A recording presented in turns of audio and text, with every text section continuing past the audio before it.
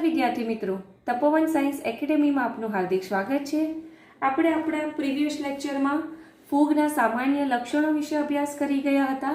તો આજે આપણે ફૂગના વિવિધ વર્ગો વિશે અભ્યાસ કરીશું। તો આ જે ફૂગના વિવિધ વર્ગો છે તો કયા લક્ષણોને આધારે આપવામાં આવેલા છે? તો ફૂગમાં જોવા મળતી કવકજાળની બાહ્યાકાર રચના, બીજાણુ નિર્માણનો પ્રકાર અને ફળકાયોના નિર્માણને આધારે ફૂગ સૃષ્ટિને નીચે મુજબ વિવિધ વર્ગોમાં વિભાજિત કરવામાં આવે છે। તો પહેલો વર્ગ છે ફાઇકોમાઇસેટિસ, બીજો વર્ગ છે આસ્કોમાઇસેટિસ, ત્રીજો વર્ગ છે બેસિડિયોમાઇસેટિસ અને ચોથો વર્ગ છે ડ્યુટેરોમાઇસેટિસ। તો વિદ્યાર્થી મિત્રો, આ જે ચાર ફૂગના વર્ગ છે તો એને આ જે ચાર વર્ગો તમારે આ રીતે યાદ રાખવાના। ફેબ ડી, ઓકે, ફેબ દીવા। તો એફ એટલે ફાઇકોમાઇસેટિસ, એ એટલે આસ્કોમાઇસેટિસ, બી એટલે બેસિડિયોમાઇસેટિસ અને ડી એટલે ડ્યુટેરોમાઇસેટિસ।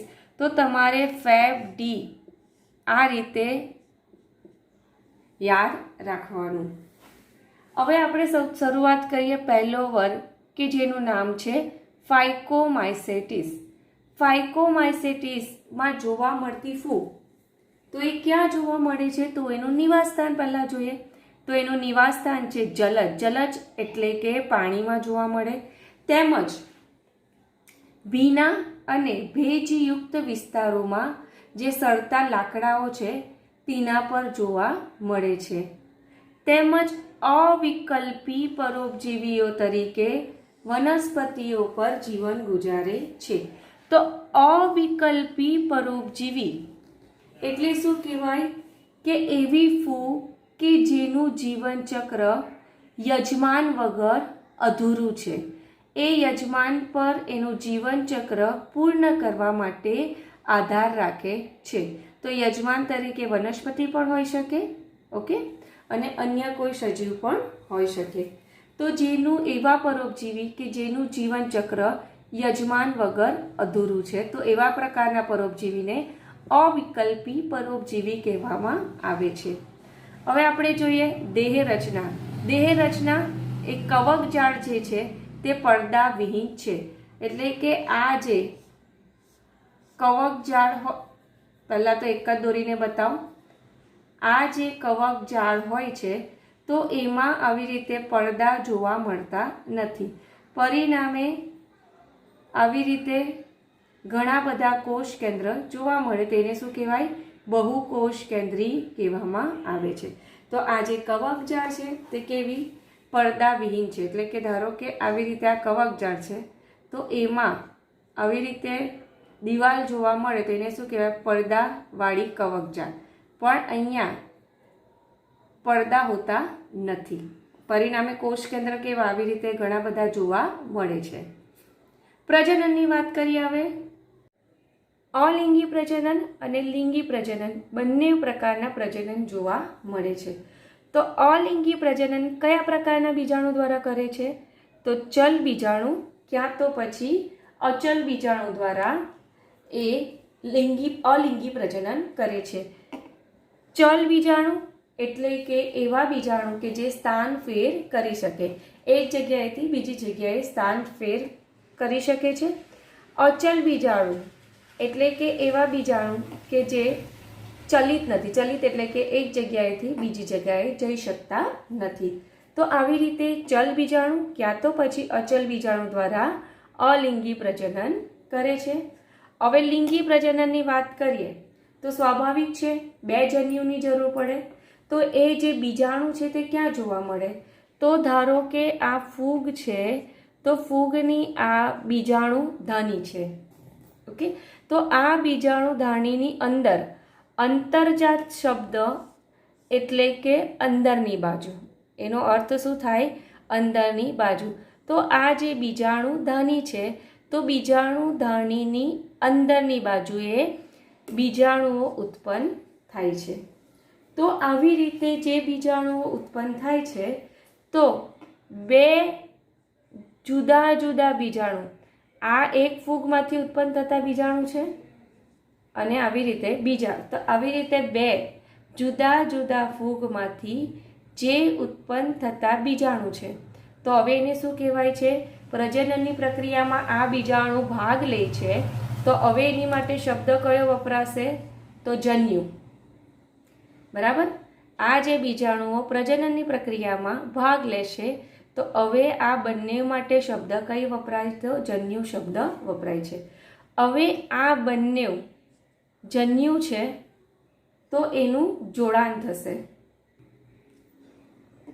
આ જે બે જન્યુઓ છે એનું જોડાણ થાય છે અને જોડાણ થઈને આ જે ફલિતાંડ બને, એટલે કે એને શું કહેવાય છે? તો એ જે ફલિતાંડ બને તો એને યુગ્મ બીજાણુ કહેવામાં આવે છે. એને શું કહેવાય? યુગ્મ બીજાણુ. યુગ્મ એટલે કે યુગ્મન.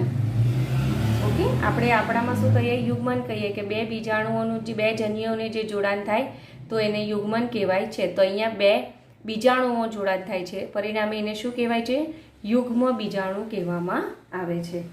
હવે જો આ બંને બીજાણુ બાહ્યાકાર રીતે, બાહ્યાકાર એટલે કે દેખાવમાં, જો આ બંને બીજાણુ દેખાવમાં સરખા હોય તો એને સમજન્યુ કહેવામાં આવે છે. પરંતુ જો ધારો કે એક બીજાણુ મોટો હોય, એક બીજાણુ નાનો હોય, બરાબર, લિંગી પ્રજનનમાં આ બંને બીજાણુ ભાગ લે છે, તો બંને બીજાણુ જો દેખાવમાં સરખા ન હોય તો એવા પ્રકારના બીજાણુઓને વિષમજન્યુ કહેવામાં આવે છે. સિમ્પલી યાદ રાખવાનું, બાહ્યાકાર રીતે એટલે દેખાવમાં સરખા હોય બંને બીજાણુ તો એને સમજન્યુ કહેવાય. જો દેખાવમાં સરખા ન હોય તો એને વિષમજન્યુ કહેવાય છે. હવે ફાઇકોમાઇસેટિસ કે જેમાં મ્યુકર, રાઇઝોપસ અને આલ્બુગો ફૂગનો સમાવેશ થાય છે. તો તમારે આને કેવી રીતે યાદ રાખવાનું? MRA. M એટલે મ્યુકર, R એટલે રાઇઝોપસ અને A એટલે આલ્બુગો. તો અહીંયા તમારો ફાઇકોમાઇસેટિસ વર્ગ પૂરો થાય છે. એક્ઝામમાં તમને આ એકલો વર્ગ એટલે કે જો ફાઇકોમાઇસેટિસ પૂછાય તો એ 2 માર્ક્સમાં પૂછાઈ શકે. હવે આપણે વાત કરીશું ફૂગના બીજા વર્ગની. આપણે ભણ્યા જ છે ફેબ ડી, જેમાંથી આપણે ફાઇકોમાઇસેટિસ વિશે વાત કરી ગયા. હવે આપણે કરીશું વાત એ એટલે કે આસ્કોમાઇસેટિસ. હવે જે આ આસ્કોમાઇસેટિસ વર્ગ છે તો એના જે સભ્યો હોય તે સામાન્ય રીતે કોથળીમય ફૂગ તરીકે જાણીતા છે. તો તમને એક્ઝામમાં પ્રશ્ન એ રીતના પણ પૂછાઈ શકે કે કોથળીમય ફૂગ તરીકે જાણીતા હોય તેવા વર્ગ વિશે વર્ણન કરો. તો તમારે લખવાનું રહેશે આસ્કોમાઇસેટિસ. હવે એને કોથળીમય કેમ કહેવામાં આવે છે? તે એકચ્યુઅલી એની જે રચના હોય તો એની ઉપર આવી રીતે ફૂલેલી કોથળી જેવી રચના જોવા મળે છે. પરિણામે આ વર્ગના જે સભ્યો છે તેને કોથળીમય ફૂગ તરીકે ઓળખવામાં આવે છે, જેમ કે પેનિસિલિયમ. પરંતુ આ વર્ગમાં જે ઈસ્ટનો સમાવેશ થાય છે ને, તો આ ઈસ્ટ જે છે તે કોથળીમય સ્વરૂપે જોવા નથી મળતી, કારણ કે ઈસ્ટની રચના આવી રીતે સિમ્પલ છે, આવી રીતે જોવા મળે છે. એટલે અહીંયા બ્રેકેટમાં લખેલું છે અપવાદ ઈસ્ટ, કે જેને કોથળીમય ફૂગ તરીકે ઓળખવામાં આવતી નથી, ભલે ઈસ્ટ આસ્કોમાઇસેટિસમાં આવે છે. પોષણ પદ્ધતિની વાત કરીએ તો આ વર્ગના સભ્યો મૃતોપજીવી હોય, ક્યાં તો પછી વિઘટકો, ક્યાં તો પરોપજીવી, ક્યાં તો છાણભક્ષી. હવે આ જે છાણભક્ષી છે તે તમારી માટે નવો શબ્દ છે. એકચ્યુઅલી શબ્દ પરથી તમને આઈડિયા તો આવી જાય કે છાણભક્ષી એટલે કે છાણ પર વિકાસ પામતા હોય છે. ત્યારબાદ દેહ રચના, દેહ રચના કવકજાળ શાખિત અને પડદાયુક્ત હોય છે. તો આવી રીતે જે કવકજાળ હોય તે આવી રીતે શાખાઓમાં વિભાજિત થાય છે. પરિણામે આવી રીતે કવકજાળ શાખાઓમાં વિભાજિત થાય છે એટલે એને શું કહેવાય? શાખિત કહેવામાં આવે છે. અને પડદાયુક્ત એટલે કે આવી રીતે દિવાલ ધરાવે છે એટલે એને શું કહેવાય? કવકજાળ જે છે તે આવી રીતે શાખિત અને પડદાયુક્ત છે. પ્રજનન, તો પ્રજનન બંને પ્રકારે જોવા મળે, અલિંગી પ્રજનન અને લિંગી પ્રજનન, એમ બંને પ્રકારે પ્રજનન જોવા મળે છે. પહેલા આપણે વાત કરીશું અલિંગી પ્રજનન. અલિંગી પ્રજનન કે જેમાં કણી બીજાણુધારી દર કહેવાતી વિશિષ્ટ રચના કવકજાળ ઉપર બહિર્જાત કણી બીજાણુઓ દ્વારા અલિંગી પ્રજનન કરે છે. એટલે કે આ જે કવકજાળ છે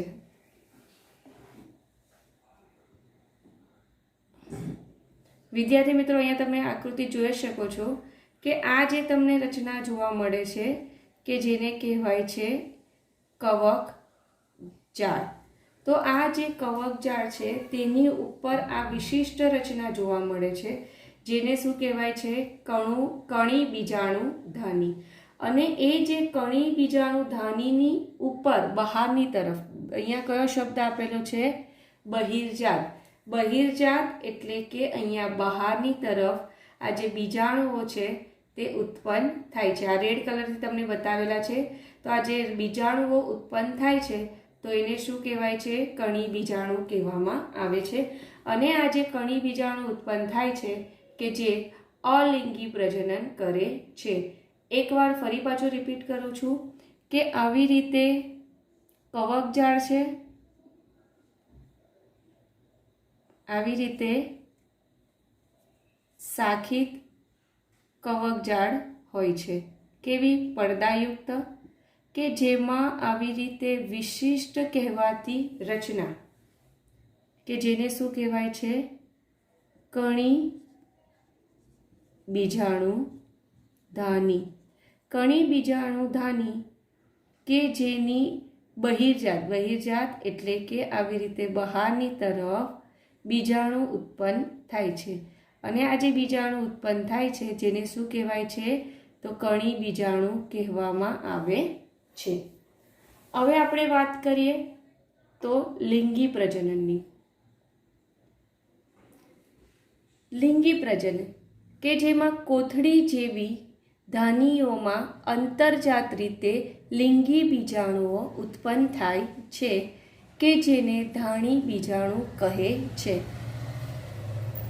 હવે આ અહીંયા તમે આ જે રચના જોઈ શકો છો, આ ફૂલેલી કોથળી જેવી રચના કે જેને ધાની કહેવામાં આવે છે. આ જે કોથળી જેવી ફૂલેલી રચના છે એને ધાની કહેવાય છે. અને આ ધાનીની અંદર તરફ ધાણી બીજાણુ ઉત્પન્ન થાય છે. અને આ જે ધાણી બીજાણુ ઉત્પન્ન થાય છે તે લિંગી પ્રજનનમાં ભાગ ભજવે છે. હવે આ જે ધાનીઓ છે તો આ ધાનીઓ વિશિષ્ટ પ્રકારની ફળકાયમાં ગોઠવાયેલી હોય છે કે જેને ફળધાની કાય કહેવામાં આવે છે. તો અહીંયા વિદ્યાર્થી મિત્રો તમે જોઈ શકો છો, આકૃતિમાં દોરેલું છે આ બ્લેક કલરથી બહાર. તો આ વિશિષ્ટ ફળકાય છે કે જેની અંદર આ ધાનીઓ ગોઠવાયેલી હોય છે. તો આ જે ફળકાય કે જેની અંદર આ ધાનીઓ ગોઠવાય છે તો એને શું કહેવામાં આવે છે? તો એને ફળધાની કાય કહેવામાં આવે છે. હવે આપણે વાત કરીએ ઉદાહરણ. તો ઉદાહરણમાં ક્લેવિસેપ્સ, એસ્પરજીલસ અને ન્યુરોસ્પોરાનો સમાવેશ થાય છે, જેને તમારે શોર્ટકટમાં યાદ રાખવાનું રહેશે કેન. સી એટલે ક્લેવિસેપ્સ, એ એટલે એસ્પરજીલસ અને એન એટલે ન્યુરોસ્પોરા. તો એ રીતના તમારે આજે આસ્કોમાઇસેટિસ વર્ગના જે ઉદાહરણ છે તે આ શોર્ટકટમાં યાદ રાખવાનું રહેશે. હવે આ જે આસ્કોમાઇસેટિસ વર્ગની જે ફૂગ છે તો એની કેટલીક અગત્ય તથ્ય વિશિષ્ટતાઓ છે. તો આ જે ન્યુરોસ્પોરા ફૂગ છે તો આ જે ન્યુરોસ્પોરા ફૂગ એ કેટલીક જૈવ રાસાયણિક ક્રિયાઓમાં અને જનીન ક્રિયાવિધિમાં ખૂબ જ ઉપયોગી છે. જૈવ રસાયણ એટલે કે કેટલીક બાયોકેમિકલ ક્રિયાવિધિમાં અને જે જનીનની ક્રિયાવિધિ હોય તો એમાં આ ન્યુરોસ્પોરા ફૂગનો ઉપયોગ થાય છે. હવે આ જે આસ્કોમાઇસેટિસ વર્ગના કેટલાક સભ્યો જે છે તે કાળા રંગના હોય છે કે જેને મોરેલ્સ કહેવાય, અને કેટલાક પીળા રંગના હોય છે કે જે બફલ્સ તરીકે ઓળખીતા છે. તો આ જે કાળા રંગના મોરેલ્સ, પીળા રંગોના બફલ્સ તરીકે જે જાણીતા છે તો એ કેવા હોય છે તો એ ખાવાલાયક હોય છે. એટલે કે આ જે કાળા રંગના અને પીળા રંગના જે સભ્યો છે આસ્કોમાઇસેટિસ વર્ગના, જેનો ખાવામાં ઉપયોગ કરવામાં આવે છે, તેમજ એને શું તરીકે માનવામાં આવે છે તો એને સુસ્વાદ વાનગી તરીકે માનવામાં આવે છે. તો આ કાળા રંગના અને જે પીળા રંગના જે સભ્યો છે આસ્કોમાઇસેટિસના તો એ ખાવાલાયક હોય છે અને તેને સુસ્વાદ વાનગી તરીકે ઓળખવામાં આવે છે. તો વિદ્યાર્થી મિત્રો, અહીં આપણો આસ્કોમાઇસેટિસ વર્ગ પૂર્ણ થાય છે. વિદ્યાર્થી મિત્રો, હવે આપણે સ્ટાર્ટ કરીએ ફૂગનો ત્રીજો વર્ગ, બેસિડિયોમાઇસેટિસ. હવે આ જે બેસિડિયોમાઇસેટિસ છે તો સામાન્ય રીતે આ વર્ગના જે સ્વરૂપો છે, સ્વરૂપ એટલે કે દેખાવ, તો એમના દેખાવને આધારે એ મશરૂમ કે જેને બ્રેકેટ ફંજાઈ પણ કહેવાય છે અને પફ બોલ્સ તરીકે જાણીતા છે. હવે એટલે કે આ જે બેસિડિયોમાઇસેટિસ વર્ગની જે ફૂગ છે તો એ સામાન્ય રીતે મશરૂમ અને પફ બોલ્સ તરીકે જાણીતા છે. કારણ કે તમે મશરૂમ જોયા જ હશે કે એમની રચના આવી રીતે જોવા મળે. તો આવી રીતે જોવા મળે એટલે એને મશરૂમ ક્યાં તો પફ બોલ્સ કહેવામાં આવે છે. હવે એ ક્યાં જોવા મળે તો એ જમીનમાં ક્યાં તો લાકડાના ગોળવા પર, એટલે કે જે લાકડાઓ પડેલા હોય ને તો એના પર આ જે બેસિડિયોમાઇસેટિસ વર્ગની ફૂગ છે તો એ વિકાસ પામે છે. ત્યારબાદ ઝાડના થડ પર તેમજ વનસ્પતિના શરીરની અંદર, ઝાડવાના થડ ક્યાં તો પછી વનસ્પતિ દેહની અંદર પરોપજીવી તરીકે જીવન ગુજારે છે. વનસ્પતિ દેહની અંદર એટલે કે આપણે કહીએ ને ઘઉં છે, ચોખા છે, તો એવી જે વનસ્પતિ છે તો એના શરીરની અંદર એ પરોપજીવી તરીકે જીવન ગુજારે છે અને એમનામાં આ ઘેરું નામનો જે રોગ છે તે ઉત્પન્ન કરે છે. હવે આપણે દેહ રચનાની વાત કરીએ. દેહ રચના તો જે કવક જાળ કેવી છે, શાખિત અને પડદાયુક્ત છે.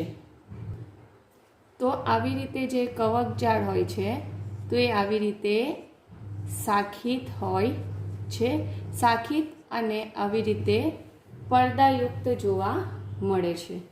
પ્રજનનની દ્રષ્ટિએ બંને પ્રકારના પ્રજનન જોવા મળે છે, અલિંગી પ્રજનન અને લિંગી પ્રજનન. અલિંગી પ્રજનન ખાસ કરીને અવખંડન દ્વારા કરે છે. હવે આપણે વાત કરીએ લિંગી પ્રજનનની. તો આમાં પણ લિંગી પ્રજનન જે આપણે આસ્કોમાઇસેટિસમાં જોઈ ગયા તે પ્રકારે જોવા મળે છે કે લિંગી અંગો ગેરહાજર હોય છે. લિંગી અંગો એટલે કે જે શુક્રકોષો છે, અંડકોષો જેવા જે લિંગી પ્રજનન માટે જે જવાબદાર જન્યુ હોય તો એ ગેરહાજર હોય છે. પરંતુ આ લિંગી પ્રજનનમાં શું થાય છે કે બે અલગ અલગ દેહી કોષોનું જોડાણ થાય છે.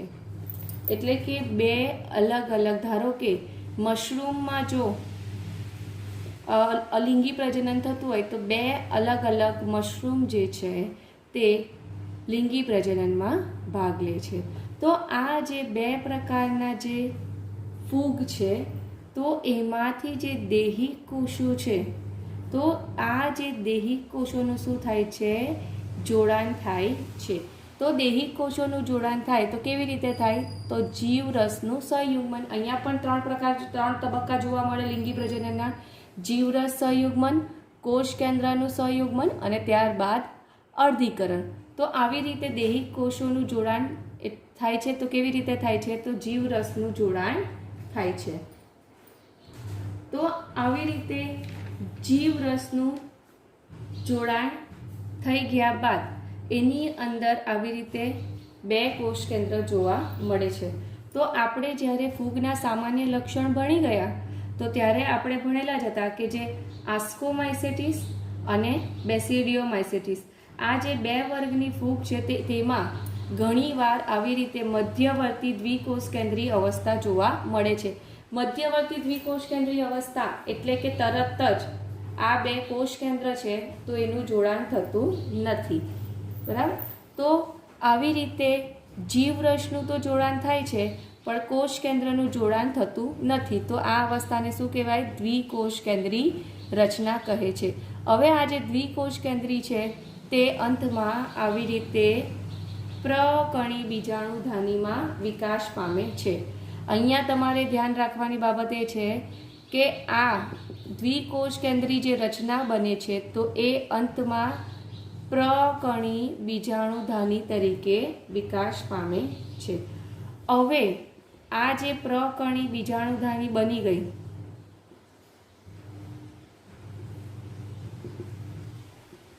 તો આ પ્રકણી બીજાણુધાનીની અંદર બે કોષ કેન્દ્ર હોય છે. તો હવે આ બે કોષ કેન્દ્રનું સહયુગ્મન થાય છે એટલે કે પ્રકરણી બીજાણુધાનીમાં હવે આ બે કોષ કેન્દ્ર આવી રીતે જોડાય છે. તો જોડાય તો એને શું કહેવાય? કોષ કેન્દ્ર સહયુગ્મન કહેવામાં આવે છે. પછી શેમાં જાય છે? તો આ જે કોષ કેન્દ્ર છે તે શેમાં જશે? અર્ધીકરણમાં જશે અને અર્ધીકરણમાં જઈને 4 પ્રકણી બીજાણુનું નિર્માણ કરે છે. હવે આ જે 4 પ્રકણી બીજાણુનું નિર્માણ થાય છે તો એ ક્યાં થાય છે? બહિર્જાત. એટલે કે અહીંયા ધારો કે આ પ્રકણી બીજાણુધાની છે તો એમાં અહીંયા બહારની તરફ આવી રીતે 4 પ્રકણી બીજાણુનું નિર્માણ થાય છે. હવે અહીંયા પ્રકણી બીજાણુધાનીઓ ધાનીઓ ફળકાયોમાં ગોઠવાયેલી હોય છે. હવે આપણે ભણેલા છે કે આ જે ફળકાય છે કે જેની અંદર આવી રીતે પ્રકણી બીજાણુધાની હોય છે. બરાબર? આ જે ફળકાય રચના છે, ફળકાયની અંદર આવી રીતે પ્રકણી બીજાણુધાની હોય છે અને આ પ્રકણી બીજાણુધાનીની અહીંયા બહિર્જાત એટલે કે અહીંયા બહારની તરફ પ્રકણી બીજાણુઓ આવેલા હોય છે. આપણે જે આસ્કોમાઇસેટિસમાં ભણ્યા ને તો આસ્કોમાઇસેટિસમાં કેવું છે કે અંદરની તરફ ધાનીની અંદરની તરફ ગોઠવાયેલી હોય છે બીજાણુઓ, જ્યારે અહીંયા બેસિડિયોમાઇસિટ્સમાં પ્રકણી બીજાણુઓ આ ધાનીની બહારની તરફ ઉત્પન્ન થાય છે. હવે આ જે પ્રકણી બીજાણુધાની ધરાવતી જે રચના છે તો આ રચનાને શું કહેવામાં આવે? ફળકાયની જગ્યા પર હવે એને કયા નામથી ઓળખવામાં આવે છે? તો એને પ્રકણી ધાનિકાય કહેવામાં આવે છે. આને શું કહેવાય? હવે પ્રકણી ધાનિકાય કહેવાય છે. એકવાર ફરી પાછું સમજાવું છું. લિંગી પ્રજનન એટલે કે એમાં બે સજીવની જરૂર પડે તો એના જે બે દૈહિક કોષો છે તો આ જે દૈહિક કોષોનું જોડાણ થાય જેને શું કહેવાય? જીવરસ સહયુગ્મન. પણ અહીંયા કોષ કેન્દ્રનું જોડાણ તરત નથી થતું, મધ્યવર્તી અવસ્થા જોવા મળે છે કે જેને દ્વિકોષ કેન્દ્રીય રચના કહેવાય છે. હવે આ જે દ્વિકોષ કેન્દ્રીય રચના છે તે શેમાં વિકાસ પામે છે? તો એ પ્રકણી બીજાણુધાનીમાં વિકાસ પામે છે. પ્રકણી બીજાણુધાનીમાં વિકાસ પામ્યા પછી એ શું કરે છે? કોષ કેન્દ્રનું સહયુગ્મન કરે છે. હવે કોષ કેન્દ્રનું સહયુગ્મન બાદ આ જે કોષ છે તે શું કરે છે? શેમાં જાય છે? અર્ધીકરણમાં જાય છે અને અર્ધીકરણમાં જવાથી 4 પ્રકણી બીજાણુઓ ઉત્પન્ન કરે છે. હવે આ જે 4 પ્રકણી બીજાણુઓ છે તે આવી રીતે જો બીજાણુધાની હોય તો એ બીજાણુધાનીની બહિર્જાત ઉત્પન્ન થાય છે. બહિર્જાત એટલે કે બહારની તરફ ઉત્પન્ન થાય છે. હવે આ પ્રકર્ણી ધાનીઓ શેમાં ગોઠવાયેલી છે? તો આવી રીતે ફળકાય તરીકે ઓળખાતી રચનામાં ગોઠવાયેલી હોય છે. તો પરિણામે હવે આને આપણે ફળકાય ન કહેતા શું કહીશું? પ્રકર્ણીધાની કાય કહેવામાં આવે છે. હવે આપણે એના ઉદાહરણો જોઈએ. તો આના જે ઉદાહરણ છે તમારે પુવા તરીકે યાદ રાખવાનું. કેવી રીતે યાદ રાખવાનું? પુવા. પી એટલે પક્ષનીયા, યુ એટલે યુસ્ટિલાગો અને એ એટલે એગેરિક્સ. પી પક્ષનીયા, યુ યુસ્ટિલાગો, એ એગેરિક્સ.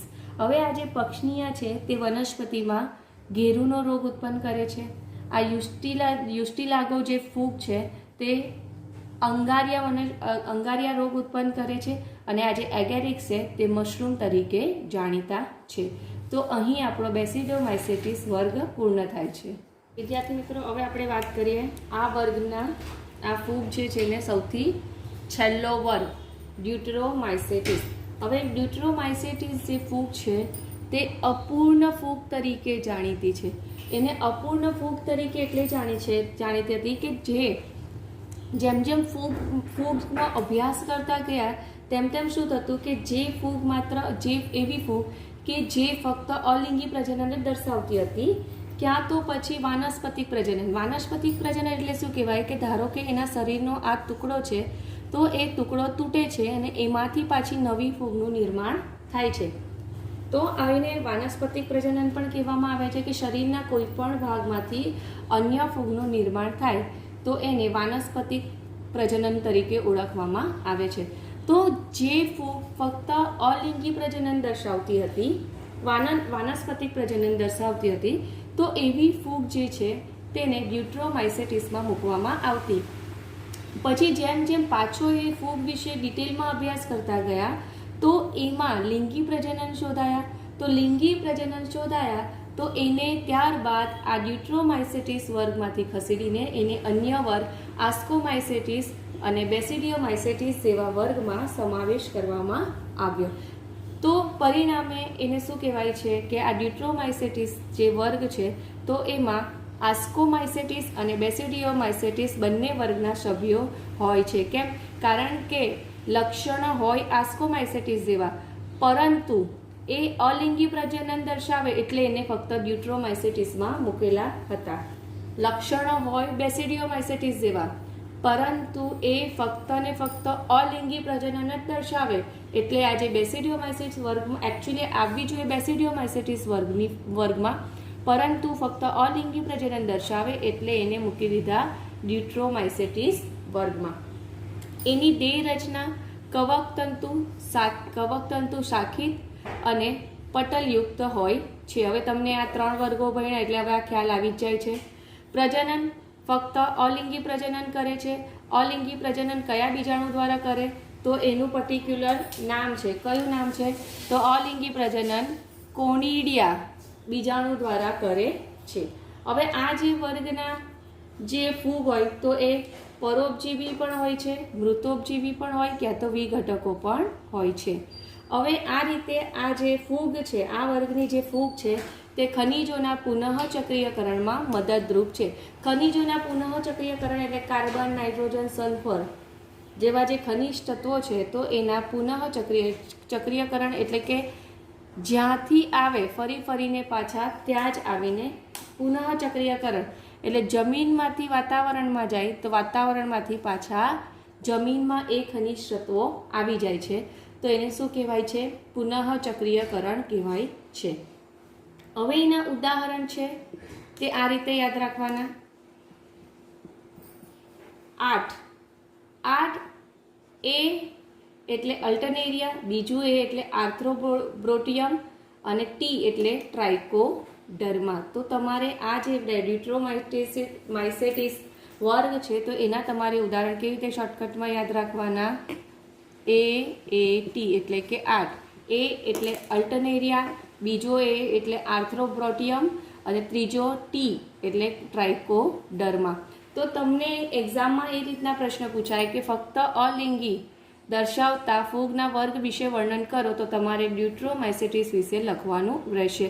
અને આ જે પ્રશ્ન છે તે તમને 2 માર્ક્સમાં જ પૂછાશે.